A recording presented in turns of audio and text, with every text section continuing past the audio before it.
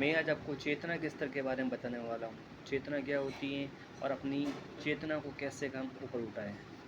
तो सबसे पहले चेतना को समझने से पहले मैं आपको बताना चाहता हूँ, हमारे पास 3 प्रकार के मन होते हैं। एक होता है चेतन मन, दूसरा होता है अवचेतन मन, तीसरा होता है अनकॉन्शियस माइंड, जिसे अति चेतन मन कहते हैं या सुपर कॉन्शियस माइंड भी कहते हैं। ठीक है, कॉन्शियस माइंड हमारा सैनिक होता है और अवचेतन मन होता है राजा। अवचेतन मन क्या होता है? राजा। और अति कॉन्शियस मन वो होता है हमारा भगवान। ठीक है, तो आज सबसे पहले आप ध्यान लो, आपको अपने अति चेतन मन को जागृत करना है, अर्थात अपने अंदर ईश्वर की शक्तियाँ जो भी सोई हुई पड़ी उनको जगाना है। ठीक है, तो ध्यान रखना। तो सबसे पहले कॉन्शियस माइंड क्या होता है? कॉन्शियस माइंड हमारे जो भी हम जानबूझकर काम करते हैं, जो भी हम चेतन होकर काम करते हैं, जागृत अवस्था में जो भी काम होते हैं वो चेतन मन के द्वारा काम होते हैं। जैसे कोई भी निर्णय लेना वो हमारे चेतन मन के द्वारा लिया जाता है। जैसे हाथ खड़ा करना, खाना पीना जो भी होता है चेतन मन के द्वारा। दूसरा होता है अवचेतन मन। अवचेतन मन का काम होता है आदतें बनाना, इमोशंस को नियंत्रण करना। हमारे शरीर में पाचन की क्रिया दिनों दिन चलती रहती है, इनको नियंत्रित करने का कार्य करता है। अति चेतन मन ये होती है हमारी आत्मा। क्या होती है? आत्मा। तो आत्मा को हमें जागृत करना है। तो सबसे पहले मैं बताने वाला हूँ चेतना के बारे में। चेतना होती है 3 प्रकार की होती है, चेतना के 3 लेवल होते हैं। सबसे ऊपरी अवस्था, दूसरी होती है मध्यम अवस्था और तीसरी होती है सबसे निचली अवस्था।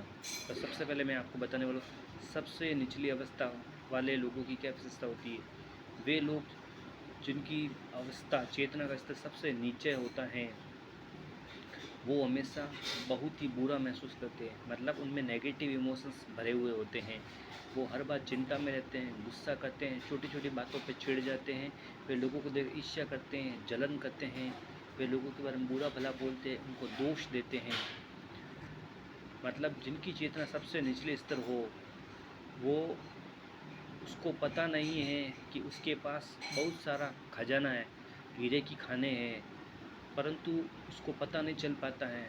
वो हमेशा बाहर की ओर ढूंढता रहता है, परंतु एक्चुअल में वह सब कुछ हीरे की खाने उसके माइंड में ऑलरेडी है।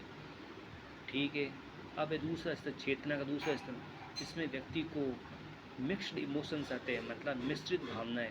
मतलब वो कभी कभी तो पॉजिटिव फील करता है और कभी कभी नेगेटिव फील करता है। अर्थात वो हमेशा कन्फ्यूजन में रहता है।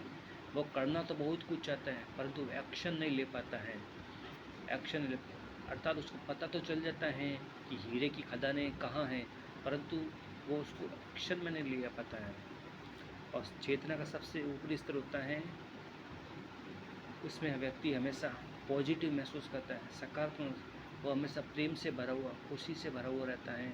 वो हमेशा करुणा की भावना से रहता है, वो लोगों को सम्मान करता है, लोगों की प्रशंसा करता है, लोगों को खुश देखना चाहता है।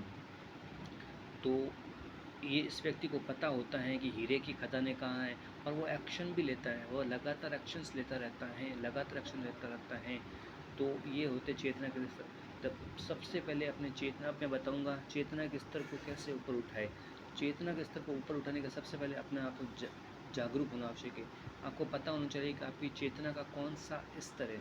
जब आपको पता चल जाए कि मेरा चेतना का ये स्तर है, तो आप खुद से संकल्प लेना है, निर्णय करना है कि अब मुझे किसी भी कीमत पर अपनी चेतना को ऊपर उठाना है। किसी भी कीमत पर चेतना को ऊपर उठाना है। तो चेतना की ऊपर उठाने के लिए आज से अच्छा महसूस कीजिए, लोगों के बारे में जानबूझकर अच्छी अच्छी बातें बोलिए, उनकी प्रशंसा कीजिए, उनकी मदद कीजिए, उनको हर कार्य में उनकी मदद कीजिए, उनकी सहयोग कीजिए, दान दीजिए। ये सब चेतना के स्तर को ऊपर उठाते हैं। अच्छी अच्छी किताबें पढ़िए, आध्यात्मिक पुस्तकें पढ़िए, आध्यात्मिक गुरुओं के वचन को सुनिए, नाम जाप कीजिए, घर में पूजा कीजिए। ये सब आपके चेतना को स्तर को ऊपर उठा देंगे। जानबूझकर अच्छा महसूस करो। तो मैंने आपको आज पूरा अपने चेतना के स्तर के बारे में बताइए क्या होती है चेतना, चेतना के स्तर को कैसे ऊपर उठाए। दोस्तों हमारा ये प्रयास अच्छा लग रहा है तो हमारे चैनल को सब्सक्राइब कीजिए और ये वीडियो बहुत ही पावरफुल है। इस वीडियो में पूरा यूट्यूब का संपूर्ण ज्ञान है। जिस व्यक्ति ने इस वीडियो में बताए गए सिद्धांतों को फॉलो कर लिया वो जीवन में कभी भी दुखी नहीं रहेगा, वो हमेशा खुश रहेगा और लोगों के जीवन में अपने मम्मी पापा के सपने को आसानी से पूरा कर पाएगा। नमस्कार, धन्यवाद, धन्यवाद, धन्यवाद।